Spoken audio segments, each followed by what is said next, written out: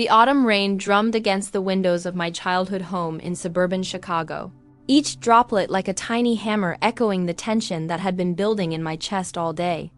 Sunday dinners at the Harrison family table had become a ritual I dreaded, yet somehow couldn't escape. At 31, I was the only unmarried child, the only one without a stable career, the only one who still rented a cramped studio apartment in Logan Square while my siblings lived in their pristine suburban homes. "So, Marcus," my brother-in-law David said, cutting into his perfectly seasoned pot roast, "still working at that what do you call it? Food truck consulting thing." The condescension in his voice was as thick as Mom's gravy. I set down my fork, feeling the familiar knot in my stomach tighten. "It's culinary business development," I corrected quietly. "I help restaurant owners optimize their operations and expand their concepts." My sister Jennifer snorted softly. "That's a fancy way of saying you help people flip burgers better." "Jennifer," Dad warned, but his voice lacked conviction.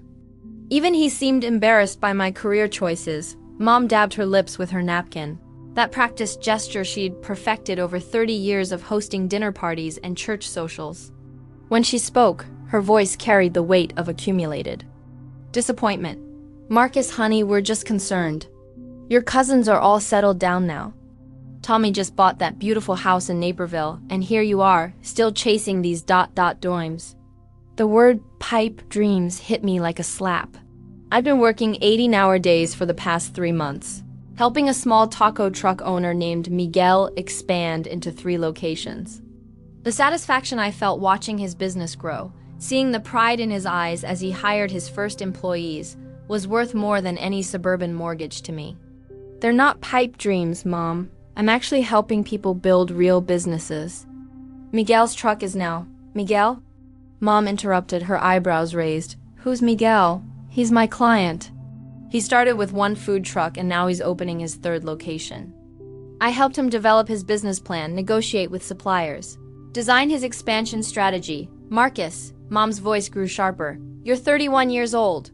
When I was your age, I had 3 children and your father had already been promoted to senior manager. You're playing with food trucks while your high school classmates are sending their kids to college." The rain outside seemed to intensify, matching the storm brewing inside me. I looked around the table at my family's faces, Dad avoiding eye contact, Jennifer smirking into her wine glass, David looking uncomfortable but saying nothing. Mom's expression was a mixture of disappointment and something else I couldn't quite place. Shame, maybe. As if my very presence at their table was a reminder of some failure on her part. "I'm not playing with anything," I said, my voice steady but quiet. "I'm building something. Maybe it doesn't look like what you expected, but..." "Expected?" Mom laughed, but there was no humor in it. "Marcus, at this point, I don't know what to expect from you anymore. You change jobs every 6 months. You can't even afford a decent apartment. And now you're telling us about some Miguel and his taco truck like it's the New York Stock Exchange." The words hung in the air like smoke. I felt my chest tighten, my breathing becoming shallow. This was the moment I'd been dreading for months, maybe years. The moment when all the quiet disappointments and whispered concerns would finally be spoken aloud. "You know what, Mom?" I said, standing up from the table. "Maybe I don't meet your expectations. Maybe I'm not David with his law practice, or Jennifer with her teaching job and her 2.5 kids and her white picket fence. Maybe I'm different." "Different is one thing, Marcus," Mom said, her voice rising. "But this isn't different. This is this is embarrassing." The word hit me like a physical blow. Embarrassing. I felt my face flush, my hands trembling slightly as I pushed my chair back from the table. "You want to know what's embarrassing?" I said, my voice breaking slightly. "What's embarrassing is sitting at this table every Sunday, listening to you all treat me like I'm some kind of failure because I chose a different path. What's embarrassing is having a family that can't see past their own narrow definition of success to understand that maybe, just maybe, I'm actually good at what I do." "Marcus, calm down," Dad said, but I was beyond calm now. "No, Dad, I won't calm down. I'm tired of being calm. I'm tired of pretending it doesn't hurt when you all look at me like I'm some kind of charity case. Mom's face was flushed now too, her carefully controlled composure cracking. We don't look at you like a charity case. We look at you like a son who's throwing his life away on fantasies.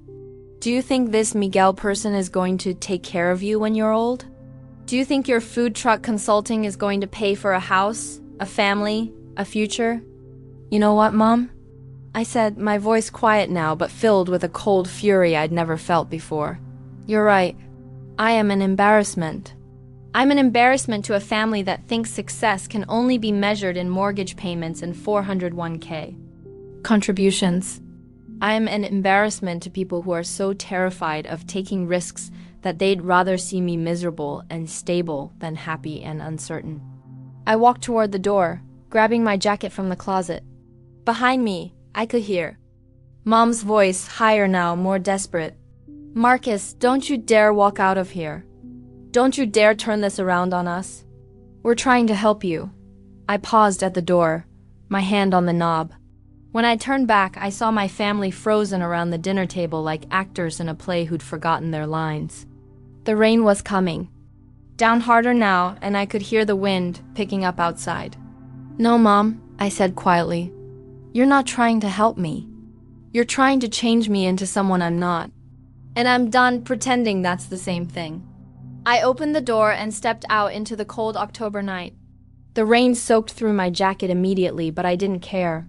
I walked to my car, a 10-year-old Honda Civic that I'd bought used and had been faithfully serving me ever since. As I sat in the driver's seat, water dripping from my hair, I realized I was crying not from sadness, exactly, from relief. From exhaustion. From the bone-deep weariness that comes from spending years trying to be someone you're not. I started the car and drove through the rain-slicked streets of Chicago. Past the suburban houses with their warm lights and perfect lawns, past the Strip, malls and chain restaurants toward the city where I belonged, where my small apartment and uncertain future were waiting for me. I didn't know it then, but that rainy Sunday night in October would be the last time I'd feel ashamed of who I was.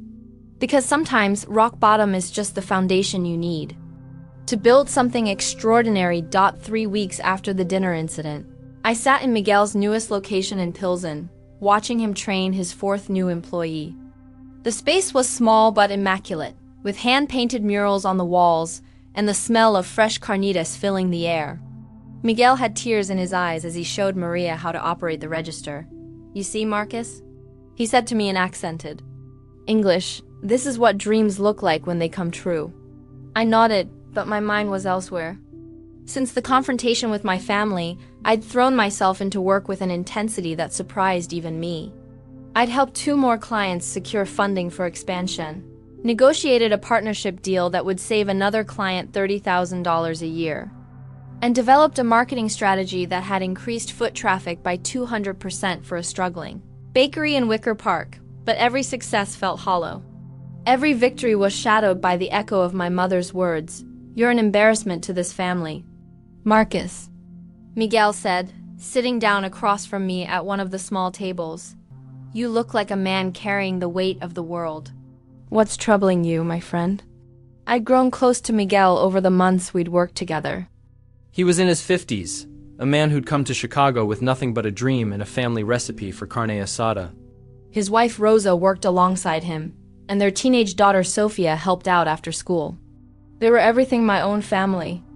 Claimed to value hardworking, family-oriented, financially responsible, yet somehow I doubted my mother would see it that way. Family stuff, I said simply. Miguel nodded knowingly. Ah, family. They love us, but sometimes they love the idea of who we should be more than who we are.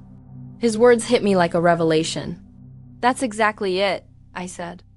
They want me to be successful, but only in ways they understand. And what do you understand about success? Miguel asked. I looked around the restaurant, at the customers enjoying their meals, at the employees Miguel had been able to hire, at the pride radiating from every surface. I think success is when you wake up excited about what you're going to do that day. When you know you're making a difference, even if it's just helping one person achieve their dream. Then you are already more successful than most people, Miguel said. But I think you don't believe it yet. He was right. Despite everything I'd accomplished, I still measured myself against my family's expectations. I still felt like I was playing catch-up in a game whose rules I'd never agreed to. That night, I went home to my studio apartment and did something I'd never done before. I made a list of everything I'd accomplished in the past year. Not just the business successes, but the personal ones too. The clients who'd become friends. The restaurants that were thriving because of strategies I'd developed. The late nights spent problem solving and the early mornings filled with purpose. Looking at that list, I realized something that changed everything. I wasn't failing at life. I was succeeding at a different kind of life than the one my family had planned for me. The next morning, I woke up with a clarity I'd never experienced before. I made coffee, opened my laptop, and began working on something I'd been thinking about for months, a business plan for my own consulting firm. I'd been freelancing for over a year, building a reputation and a client base one project at a time. But I'd never formalized it, never really committed to the idea that this could be my career, my legacy. I'd been holding back, waiting for permission from a family that would never give it. For the next 2 weeks, I worked like a man possessed. I researched market opportunities, analyzed competitor strategies, and developed a comprehensive business plan that would position me as a premier consultant for small restaurant and food service businesses. I reached out to every contact I'd made over the past year, asking for testimonials and referrals. The response was overwhelming. Miguel wasn't just willing to provide a testimonial, he wanted to invest in my business. So did 3 other clients. Within a month, I had enough capital to lease a small office space in the West Loop and hire my first employee. I called my company Culinary Catalyst, a name that reflected my belief that I wasn't just helping businesses grow. I was helping dreams come true. As I signed the lease for my office space, I thought about calling my parents to share the news. But something held me back. This wasn't about proving them wrong anymore. This was about proving myself right. The office was small, just 2 rooms and a tiny reception area, but it was mine. I spent a weekend painting the walls, assembling furniture, and setting up my workspace.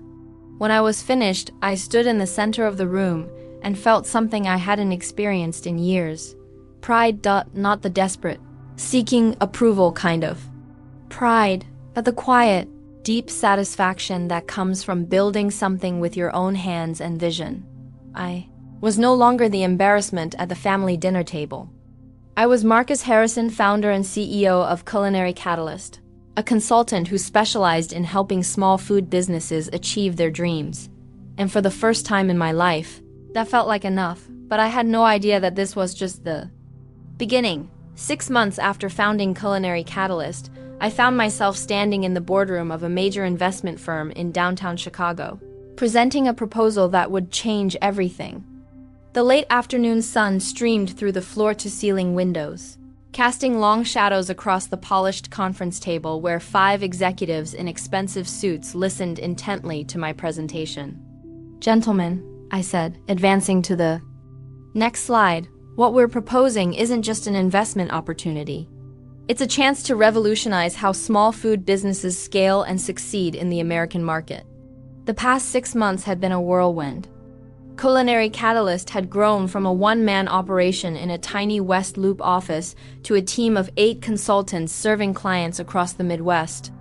Word had spread through the tight-knit restaurant community about the guy who could take a struggling taco truck and turn it into a regional success story. But the real breakthrough had come 3 months earlier, when I'd been approached by James Chun, a former Goldman Sachs analyst who'd grown tired of the corporate world and wanted to invest in businesses that made a real difference. He'd heard about my work through Miguel, whose taco empire now included 7 locations and was being featured in Chicago Magazine as one of the city's most successful immigrant-owned businesses. "Marcus," James had said over coffee at a trendy cafe in River North, "I've been watching what you do, and I think you're sitting on something much bigger than you realize. You're not just helping individual restaurants succeed, you're creating a model that could be scaled nationally." That conversation had led to this moment, a presentation to Peninsula Capital Partners, one of Chicago's most respected investment firms.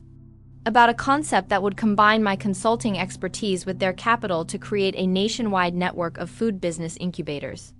The numbers speak for themselves, I continued, clicking to a slide showing the growth metrics of my clients. Over the past year, our clients have achieved an average revenue growth of 340% within their first year of working with us. More importantly, their survival rate is 89%, compared to the industry average of 20% for new restaurants. Richard Hartwell, the managing partner, leaned forward. Walk us through the model again, Marcus. How does this scale beyond Chicago? I felt the familiar surge of excitement that came whenever I talked about the vision I'd been developing. We establish regional hubs in major metropolitan areas: Atlanta, Denver, Phoenix, Seattle. Each hub has a team of specialized consultants, but more than that, they have access to our proprietary assessment tools, our network of suppliers and contractors, and most importantly, our funding partnerships. The room was silent except for the quiet hum of the air conditioning. I could feel the weight of their attention, the careful evaluation happening behind their poker faces. Instead of just consulting, we become partners, I explained. We take small equity stakes in the businesses we help, which aligns our interests with theirs. We're not just advisors, we're co-investors in their success. Another partner, Sarah, Kim, spoke up. What's your background in finance, Marcus? This is a sophisticated model you're proposing. It was the question I'd been dreading. My background was in culinary arts and business operations, not high finance. But over the past months, I'd educated myself obsessively, reading everything I could about investment structures, equity partnerships, and scalable business models. My background is in making food businesses successful, I said honestly. I've learned finance because I needed to understand it to serve my clients better. But I think that's actually an advantage. I'm not coming at this from a theoretical perspective. I'm coming from the trenches, from actually helping these businesses grow and thrive. James, who had been quiet during most of the presentation, spoke up. If I may, he said, I think Marcus is being modest. Over the past year, he's essentially created a venture capital model without realizing it. He's been identifying undervalued opportunities, providing both capital and expertise, and generating returns that would make most VC firms jealous. The difference is, he's been doing it one handshake at a time instead of with term sheets and board meetings. The meeting continued for another hour with detailed questions about market size, competitive landscape, and scalability challenges. By the time we shook hands and agreed to continue discussions, I was exhausted but exhilarated. Walking out of that gleaming office building into the bustling streets of the Loop, I felt like I was seeing Chicago with new eyes. The food trucks. On the corners, the small restaurants tucked into storefronts. The ambitious entrepreneurs trying to make their mark. They weren't just part of the landscape anymore. They were my ecosystem, my community, my future. 3 weeks later, I got the call. Peninsula Capital Partners wanted to invest $2.5 million in Culinary Catalyst, with the goal of expanding to 5 major markets within 2 years. The valuation they proposed for my company was $8 million. I sat in my office, staring at the term sheet they'd sent over, trying to process what this meant. 2 years ago, I'd been the family embarrassment, the 31-year-old with no clear direction and no prospects. Now I was the CEO of a company worth $8 million, but the number that really mattered to me wasn't the valuation. It was the number of jobs we'd create, the number of dreams we'd help realize, the number of families we'd help build financial security. I called Miguel first. His whoops of joy were so loud I had to hold the phone away from my ear. Marcus, my friend, this is incredible. You remember what I told you that first day we met? I said you had the vision of a true entrepreneur. Now look at you. I called James. Next, then Sarah, my office manager, then each of my consultants. With every conversation, the reality of what was happening sank in deeper. Finally, as the sun was setting over the Chicago skyline, I sat alone in my office and thought about calling my parents. My finger hovered over Mom's number in my phone for several minutes, but not yet. This wasn't about them anymore. This was about something bigger than proving a point or seeking validation. This was about building something that mattered. I put the phone away and looked out at the city lights beginning to twinkle in the distance. Somewhere out there, future clients were dreaming of opening their own restaurants, their own food trucks, their own pieces of the American dream, and now I had the resources to help them make those dreams come true. The kid who'd walked out of that Sunday dinner in shame was gone. In his place was a man who'd learned that the best revenge against people who don't believe in you isn't proving them wrong, it's proving yourself right. But I still had one more surprise in store for everyone, including myself. The Chicago winter was brutal that year, with snow piling up in dirty mountains along the sidewalks and the wind cutting through even the heaviest coats. But inside the penthouse apartment I'd just purchased in a converted warehouse in the West Loop, it was warm and bright, with floor-to-ceiling windows offering a panoramic view of the city skyline. It had been 18 months since the investment from Peninsula Capital Partners, and Culinary Catalyst had exceeded every projection we'd made. We now operated in 8 major cities, had helped launch over 200 food businesses, and created more than 3,000 jobs. The company was being featured in Forbes' Entrepreneur magazine and had caught the attention of several major food industry corporations interested in partnerships. But the real validation had come just 3 weeks earlier, when I'd received a call from the James Beard Foundation. They were creating a new award category for entrepreneurial excellence in food business development, and I was going to be their first recipient. "Mr. Harrison," the program director had said, "your work is changing how we think about food entrepreneurship in America. You're not just helping restaurants succeed, you're democratizing access to business expertise and capital in a way that's creating opportunities for communities that have been historically underserved." Standing in my new apartment, looking out at the city where I'd struggled and scraped and finally found my purpose, I felt a deep sense of completion. Not the completion that comes from reaching a destination, but the kind that comes from finally understanding your path. The apartment itself was a reflection of how much my life had changed.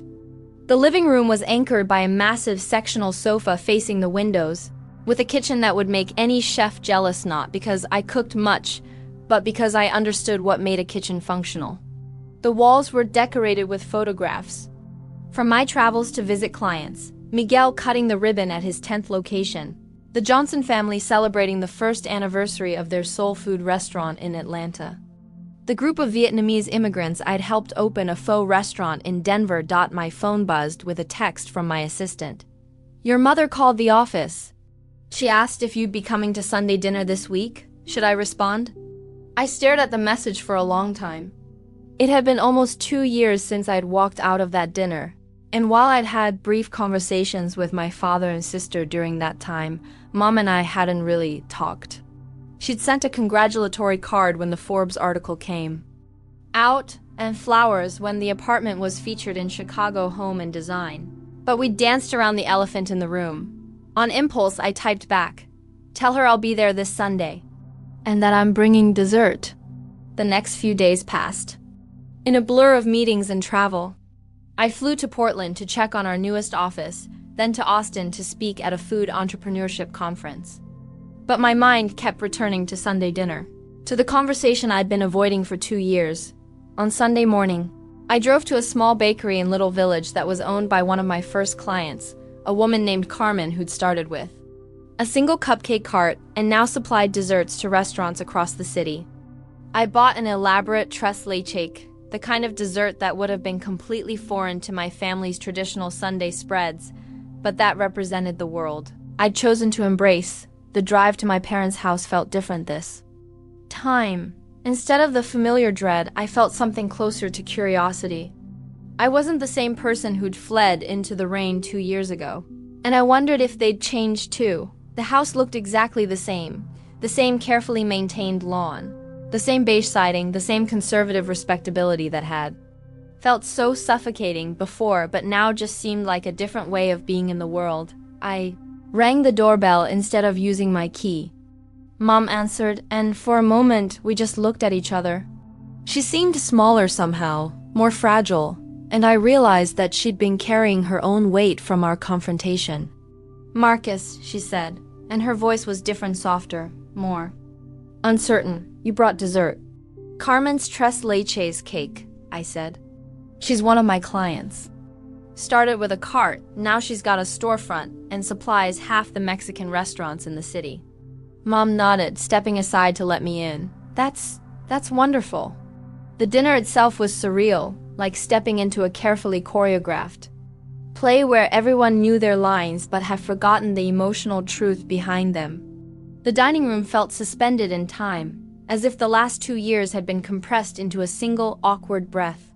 Jennifer and David were there with their kid's 8-year-old Emma, who kept sneaking glances at me like I was some exotic creature she'd heard whispered stories about in hushed family conversations.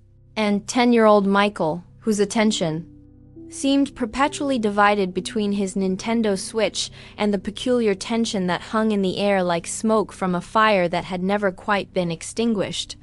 The dining room felt smaller than I remembered, the burgundy wallpaper more faded, its gold fleur-de-lis pattern now seeming dated rather than elegant.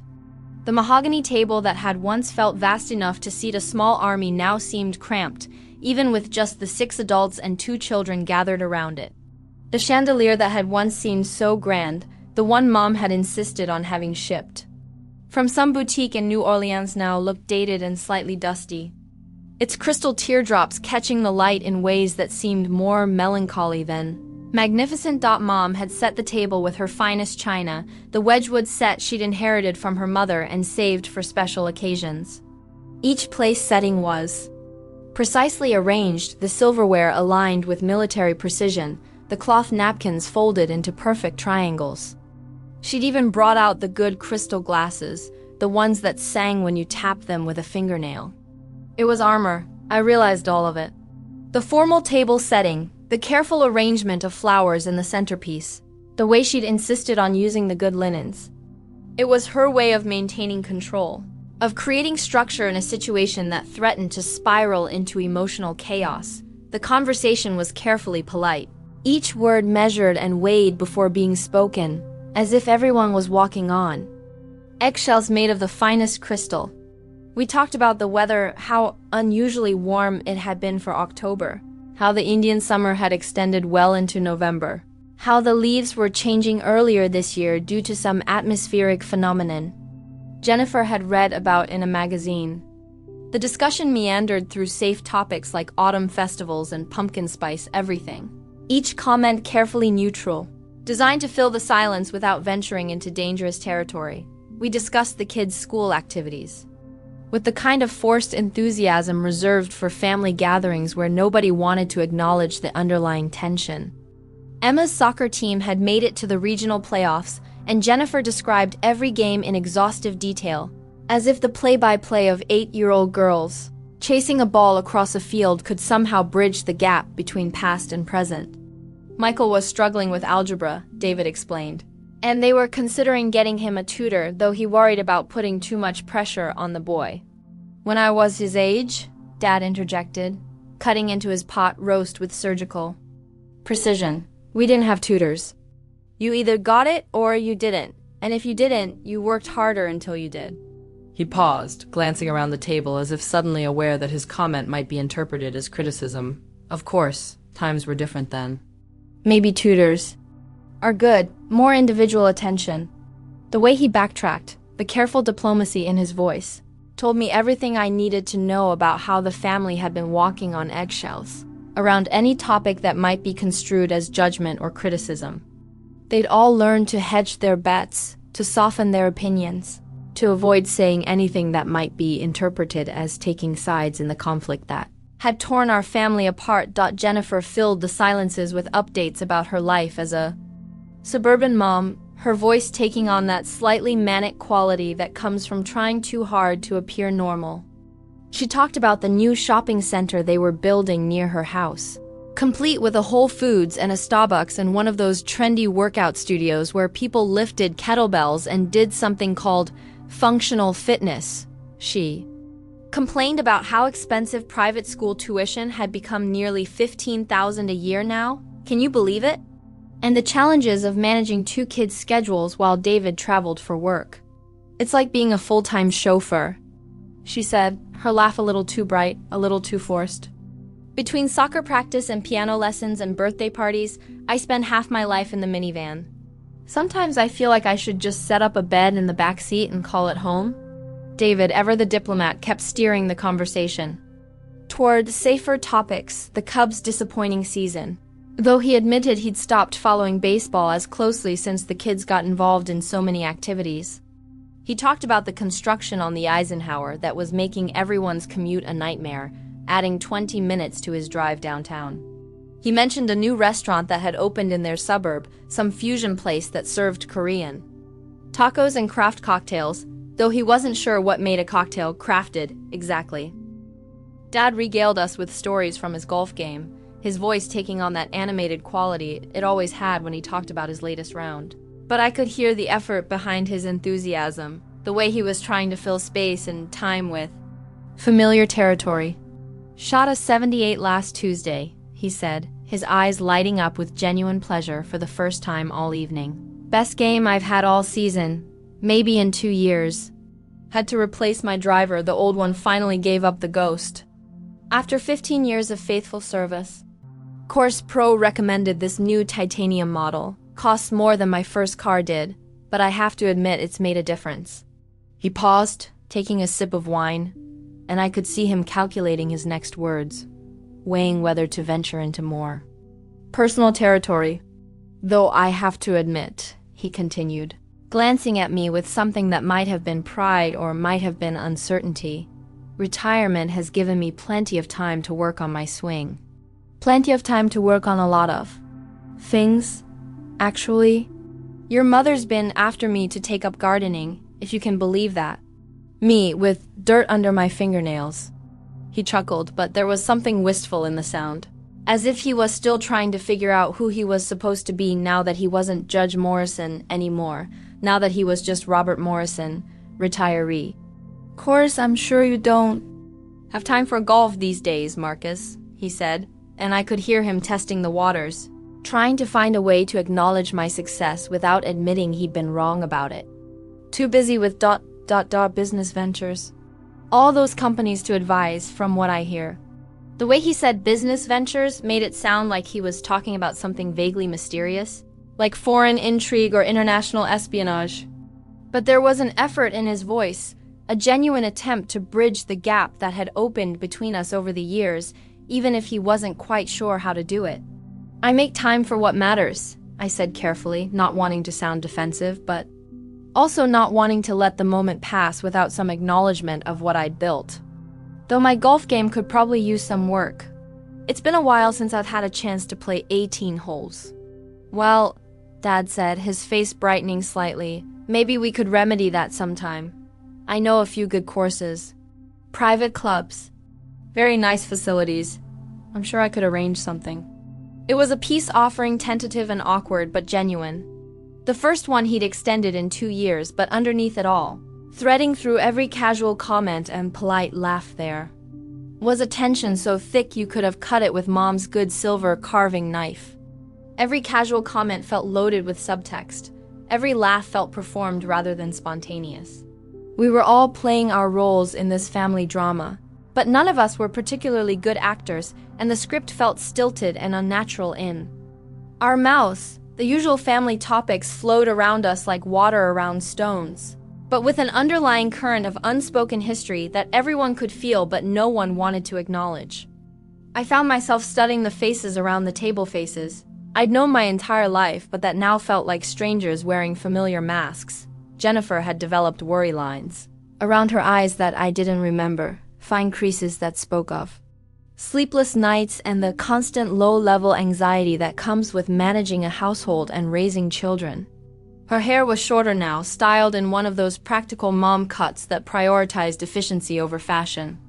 She kept touching her wedding ring, turning it around and around on her finger, a nervous habit I'd never noticed before. David's hairline had receded significantly since I'd last seen him, and there was a softness around his middle that suggested too many client dinners and not enough time at the gym.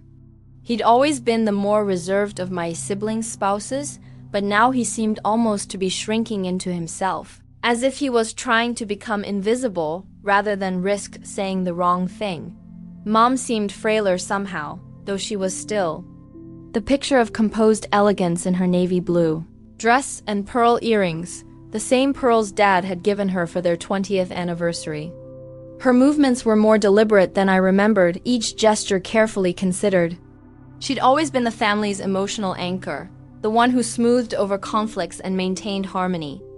But I could see the toll that 2 years of family division had taken on her. Dad's hands shook slightly when he reached for his water glass, a tremor I'd never noticed before. He caught me watching and quickly placed his hands in his lap, but not before I saw the flash of self-consciousness cross his face. The man who had once commanded a courtroom with absolute authority now seemed uncertain. About reaching for a glass of water in his own dining room, even the kids seemed affected by the atmosphere. Emma kept asking if she could be excused to watch television, clearly uncomfortable with the adult tension she couldn't understand but could definitely feel. Michael had retreated almost entirely into his gaming device, the electronic beeps and chimes providing a soundtrack to our stilted conversation. It wasn't until after dinner, when the kids had finally been released to the living room where they sprawled on the carpet with their tablets and the adults had migrated to the kitchen for the familiar ritual of cleaning up, that Mom finally addressed the elephant in the room. The kitchen was exactly as I remembered it, a time capsule of 1980s middle-class aspirations. The same avocado green appliances that had been considered stylish when I was in elementary school, now hopelessly dated but still functioning perfectly. The same ceramic tile backsplash with its tiny chip near the stove, a battle scar from when Jennifer had dropped a casserole dish during one of her teenage dramatic episodes. The same window over the sink that looked out onto the backyard where I'd spent countless hours as a child, building forts and digging holes and imagining myself as everything from an archaeologist to an astronaut. The familiar ritual of cleaning up had always been a family affair, a time when the formal structure of dinner gave way to more casual conversation. Mom would wash, Dad would dry, and we kids would put away dishes and wipe down counters. It was one of those mundane family traditions that had seemed boring as a child, but now felt precious in its ordinariness. "Marcus," Mom said, her voice softer than it had been all evening, breaking through the comfortable rhythm of running water and clinking dishes. "I owe you an apology." She handed me a dish towel along with a plate still warm from the rinse water, and the familiar weight of it in my hands transported me back to thousands of similar moments. Back to when helping with dishes was a chore rather than a choice. I stopped mid-wipe, the plate suspended in my hands, and looked at her. Really looked at her for the first time in years, seeing past the careful makeup and the precisely styled hair to the woman underneath. She was 63 now, and the years had been kinder to her than they might have been. But I could see the weight of regret in the set of her shoulders. The way her usually perfect posture had developed a slight curve that spoke of burdens. Carried in silence. "Mom," I started, but she held up a hand that was still elegant despite the slight tremor that matched Dad's, despite the age spots that hadn't been there 2 years ago. "No, let me say this, please. I've been rehearsing this conversation in my head for months, and if I don't say it now, I might lose my courage." She paused, gathering herself, her hands gripping the edge of the sink as if it were the only thing keeping her steady. "I've been thinking about what happened for 2 years every day, Marcus. Every single day. When I wake up in the morning, it's the first thing I think about. When I go to bed at night, it's the last thing on my mind. I replay that conversation we had, the things I said, the look on your face when you walked out that door." Her voice broke slightly on the last words, and I saw her chest rise and fall as she struggled to maintain her composure. "And I was wrong. Not about wanting the best for you. I'll never be wrong about that. A mother's love doesn't come with conditions or expiration dates. But I was wrong about thinking I knew what the best looked like. I was wrong about thinking I had the right to define your life for you, to fit you into some predetermined mold of what success should look like." She turned away from me then, her hands submerged in the soapy water, and I watched her profile as she stared out the kitchen window at the backyard where I'd built countless worlds in my imagination. The old oak tree was still there, bigger now, its branches reaching toward the house like arms seeking an embrace. The sandbox where I'd constructed elaborate cities out of sand and water and pure imagination was long gone, replaced by Mom's carefully maintained flower beds, but I could still see the ghost of it in the way the grass grew in a slightly different pattern. "Do you remember that treehouse your father built for you when you were 10? She asked suddenly, her voice distant with memory. "You designed the whole thing yourself, drew up plans like a real architect. You wanted it to have windows and a rope ladder and a pulley system so you could haul up supplies. Your father thought it was too complicated, wanted to build something simpler, but you were so determined." I nodded, remembering. I had been obsessed with that treehouse, had spent weeks planning every detail, measuring branches and calculating angles with the kind of precision that would have impressed an engineer. "You worked on it every day after school for 2 months, she continued. "Even when it rained, you'd sit at the kitchen table with your notebooks, revising your plans, making it better. And when it was finally finished, it was the most elaborate treehouse in the neighborhood. Kids would come from blocks away just to see it." She smiled at the memory, but there was sadness in it too. "I should have seen it then," she said. "I should have recognized that you weren't just building a treehouse. You were learning to be an entrepreneur. You were learning to take an idea and make it real, to solve problems and overcome obstacles and create something that had never existed before." She paused, her voice dropping to barely above a whisper. "Instead, I worried that you were spending too much time alone, that you weren't social enough, that you were too focused on your projects and not focused enough on being a normal kid. I kept trying to get you to join Little League or take piano lessons or do the things that other kids were doing." "You were trying to be a good mother," I said quietly, setting down the dish towel and moving to stand beside her at the sink. "No," she said firmly, finally turning to look at me directly. "I was trying to be a comfortable mother. There's a difference. A good mother celebrates what makes her child unique, even when it scares her. A comfortable mother tries to sand down the rough edges to make her child fit into a shape she can understand." She reached for me then, her wet hands gripping my forearms with surprising strength, leaving damp spots on my shirt sleeves. "I read that article about you in Forbes," she continued, her voice gaining strength. "The one Jennifer sent me. The Entrepreneur's Entrepreneur. How Marcus Morrison is changing the game for startup success. I read it 3 times. Marcus, 3 times. And then I went online and read everything I could find about your company, about all those people you've helped, all those jobs you've created, all those dreams you've made possible." Her eyes were bright with unshed tears now, but her voice was steady. "I read about Sarah Chun, the woman who started that sustainable packaging company with your help. She employs 47 people now, did you know that? I read about the brothers from Detroit who wanted to start an urban farming initiative, and how your guidance helped them secure funding that transformed an entire neighborhood. I read about dozens of entrepreneurs whose lives you've changed, whose dreams you've made real." She paused, searching my face as if she were seeing me clearly for the first time. "And I realized that you were never the problem. My narrow idea of success was the problem. My fear was the problem. My need to control everything, to have all the answers, to protect you from risks that you were perfectly capable of managing that was the problem." I could see the effort it took for her to continue, the way she had to force the words past years of pride and stubbornness and the kind of parental certainty that doesn't allow for doubt. "I was scared," she said, and now the tears were flowing freely, though she made no move to wipe them away. "You were so different from your father and me, so willing to take risks we never would have taken. You had this fire in you, this certainty about your own path that we never had. You would talk about your ideas with such passion, such conviction, and part of me was amazed by your confidence. But a bigger part of me was terrified." She turned back to the window, looking out at the yard where my childhood dreams had taken root. "Your father and I, we chose safe paths. He went to law school because his father was a lawyer. I became a teacher because it was respectable work for a woman in those days, and because I knew I'd have summers off to be with you kids. We bought this house because it was in a good school district and the mortgage payments were manageable. We made careful, conservative choices, and they worked out well for us. She gestured around the kitchen, taking in the familiar appliances and the family photos on the refrigerator and the general sense of middle-class stability that permeated every corner of the room. But you were different.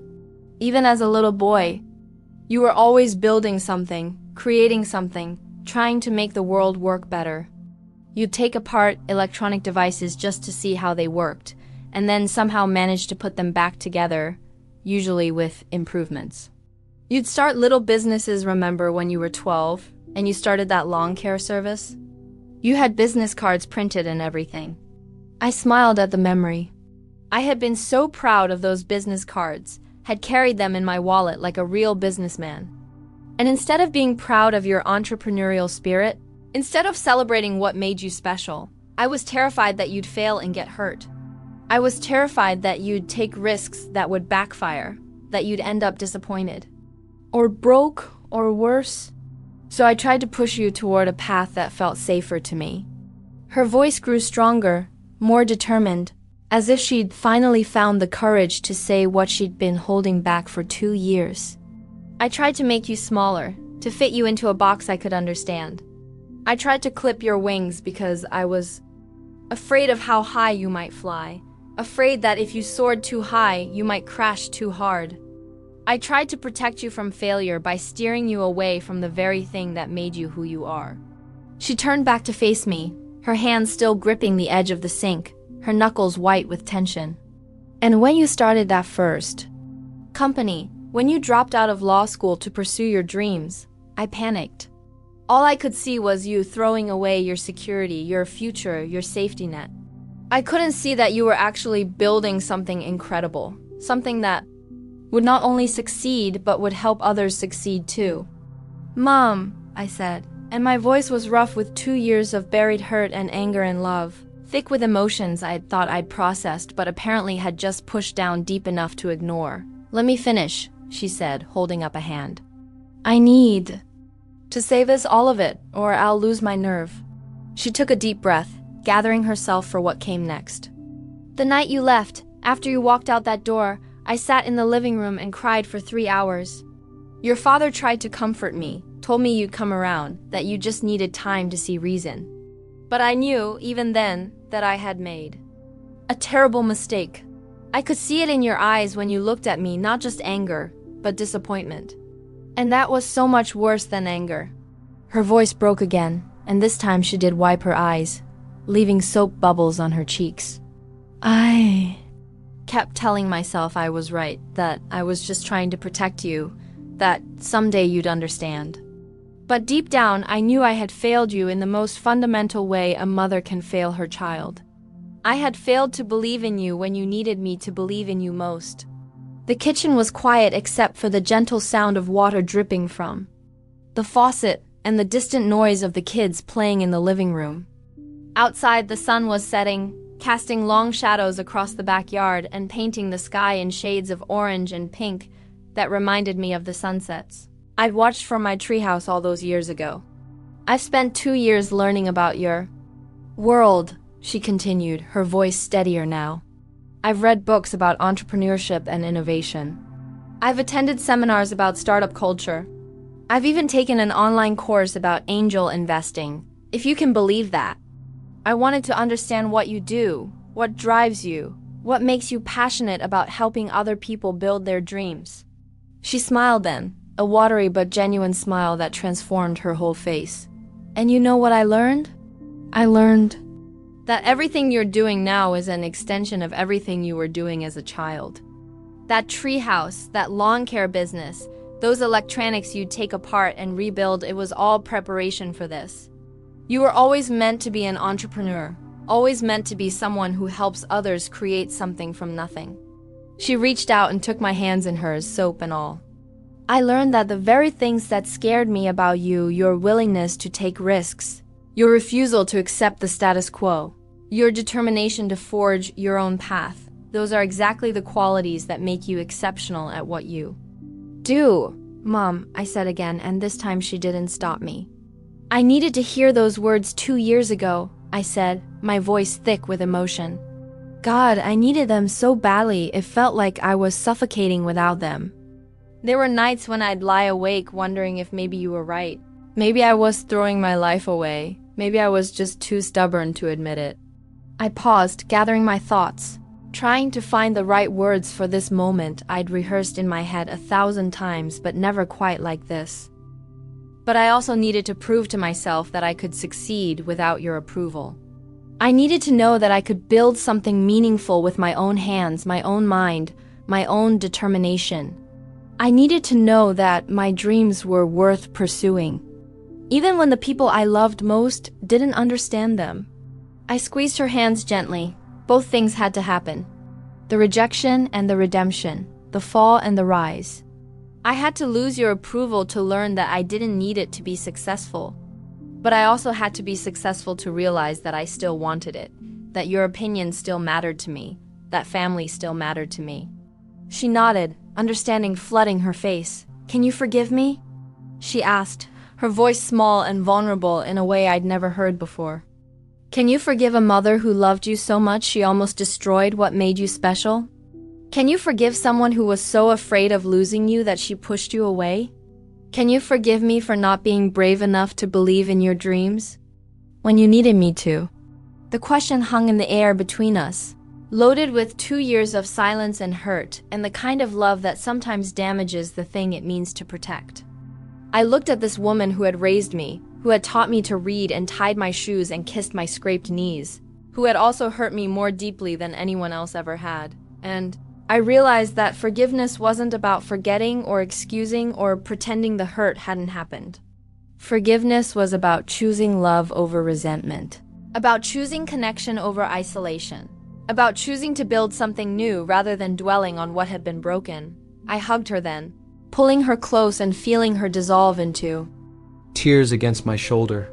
And it felt like coming home in a way that had nothing to do with houses or addresses or the familiar smell of her perfume. It felt like finding a piece of myself I'd thought was lost forever, like reclaiming a part of my identity that I'd been forced to abandon. There's nothing to forgive, I said, and I meant it with every fiber of my being. But there is something I want to show you, something I've been carrying around, waiting for the right moment. I pulled back from the hug and reached into my jacket pocket, withdrawing a small velvet box that I'd been carrying with me for weeks, waiting for this exact moment. The kind of box that might hold an engagement ring or a pair of expensive earrings, but that contained something far more meaningful to me. Inside, nestled in white silk that gleamed like moonlight, was a key, not just any key, but a specially crafted one made from polished silver, its surface catching the kitchen light and throwing tiny rainbows onto the walls. On one side, Culinary Catalyst was engraved in elegant script that looked like it belonged on a wedding invitation. On the other side, Home Office was inscribed in the same flowing letters. What's this? Mom asked, her voice full of curiosity. And something that might have been hope, her tears forgotten as she focused on this mysterious object I'd presented to her.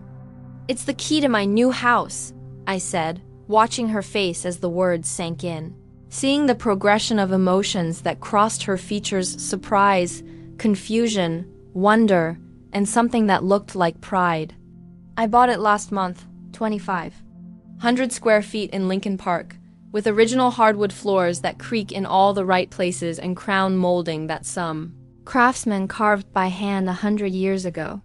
There's a garden where I can grow my own herbs, basil and rosemary.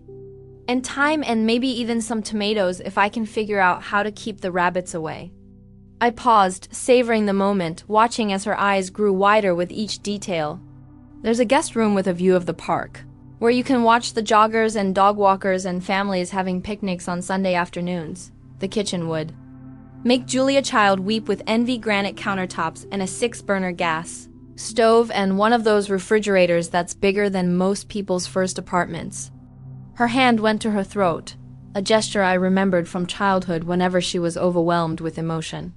It has a breakfast nook where the morning light comes in just right, where you can sit with your coffee and newspaper and watch the city wake up. There's a dining room where I can host dinner parties for the entrepreneurs I work with, where we can talk about dreams and plans and the future over wine and good food. There's a study with built-in bookshelves that go from floor to ceiling and a fireplace where I can sit on winter evenings and read or work or just think. I could see her trying to process this information, trying to reconcile the image of her son living in such luxury with the young man who had walked out of her house 2 years ago with nothing but determination and a duffel bag full of clothes. And There's a master bedroom with a walk-in closet bigger than my first apartment, and a bathroom with one of those deep soaking tubs where you can actually stretch out and relax after a long day. Mom's eyes were wide now, and I could see her mental wheels turning, trying to process this information, trying to understand what it meant. "Marcus, that's wonderful," she said, her voice full of genuine amazement. "It sounds like a dream house. But I don't understand. Why are you showing me a key?" I smiled, thinking of all the ways I could have handled this moment. All the different scripts I'd written in my head over the past 2 years. I could have been vindictive, could have made it about proving her wrong, could have used this moment to make her feel small the way she'd once made me feel. I could have rubbed her face in my success, could have made her grovel for forgiveness, could have extracted some kind of emotional payment for the pain she'd caused me, but that wasn't who I wanted to be. That wasn't the man I fought so hard to become, wasn't the person I'd built my success on becoming. Because 2 years ago, in this very kitchen, you told me I was an embarrassment to this family, I said, my voice steady and calm, without anger or accusation. You said I was throwing my life away, that I was wasting my potential, that I was a disappointment to everyone who had ever believed in me. You said I was naive and foolish and destined for failure. I watched her face crumple slightly at the memory, at the weight of words that couldn't be taken back, words that had carved themselves into both our hearts and left scars that were only now beginning to heal. And I left that night believing that might be true. I walked out that door wondering if maybe you were right. If maybe I was just a dreamer who didn't understand how the real world worked. I spent months questioning myself, wondering if I was making a huge mistake, wondering if I should give up and come crawling back to beg for your forgiveness and your approval. I paused, letting the weight of those words settle between us. But I want you to know that I didn't buy this house to prove you wrong.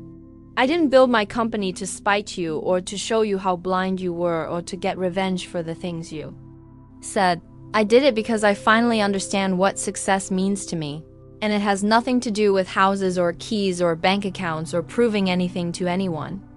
I looked around the kitchen where I'd eaten thousands of meals, where I'd done homework at the breakfast table while Mom cooked dinner, where I'd nursed teenage heartbreaks over bowls of ice cream and dreamed of a future I couldn't yet imagine.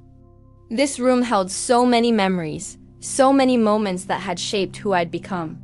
Success is knowing that when I wake up tomorrow, I'll spend my day helping someone else achieve their dreams. Success is having built something that creates opportunities. For people who remind me of myself, people who don't fit into traditional boxes, but who have something valuable to offer the world.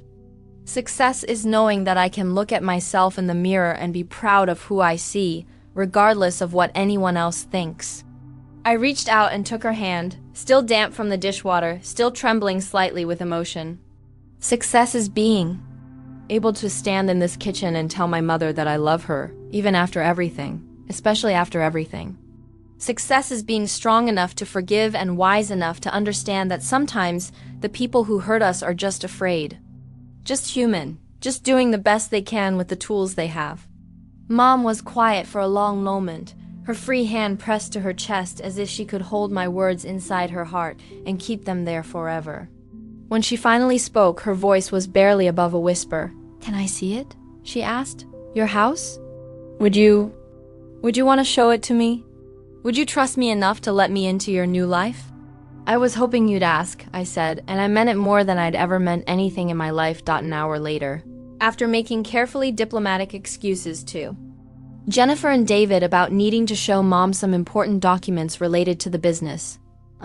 White lie that everyone pretended to believe. We were standing in my living room, 40 floors above the streets of Chicago. Mom held a cup of coffee in one of my new ceramic mugs, handmade pieces I'd bought from a local artist whose work I'd discovered at a gallery opening. She was looking out at the Chicago skyline through floor-to-ceiling windows that had cost more than most people's cars. Windows that offered an unobstructed view of the city that stretched all the way to the horizon. The city lights twinkled like earthbound stars, creating a tapestry of light and shadow that stretched endlessly in every direction. From this height, Chicago looked like a circuit board, all interconnected lights and pathways, a living organism that pulsed with the rhythm of 8 million people going about their lives. The lake stretched out like a dark mirror, reflecting the lights of the buildings and the moon that was just beginning to rise above the eastern horizon. I could see the reflection of both of us in the windows. A successful businessman in a tailored suit that had been custom-made by a tailor in the Loop, and the mother who'd raised him, finally seeing each other clearly after years of looking through the distorted lens of hurt and misunderstanding, and love that had lost its way after achieving professional success. A man shares a quiet, emotional evening with his estranged mother in his high-rise apartment overlooking the city. As they reconnect, she expresses pride and regret, finally acknowledging the man he's become. They reflect on his journey, not just the material success, but the purpose behind it, helping people rediscover belief in themselves through business. He shares stories of clients like Patricia, whose late-in-life dream of starting a catering business he helped nurture, emphasizing that entrepreneurship is about empowerment, not just profit. Their conversation deepens into mutual understanding and forgiveness, culminating in a shared acknowledgement of the values she instilled in him. He shows her childhood mementos, including a photo of himself as a boy, as a reminder of his roots. As she prepares to leave, they make plans to continue seeing each other, this time on his terms, welcoming her into his new world. After she's gone, he stands alone, fulfilled not just by his accomplishments, but by the reconciliation. The true key to his success, he realizes, wasn't wealth or recognition, but understanding, the kind that heals, connects, and brings people home.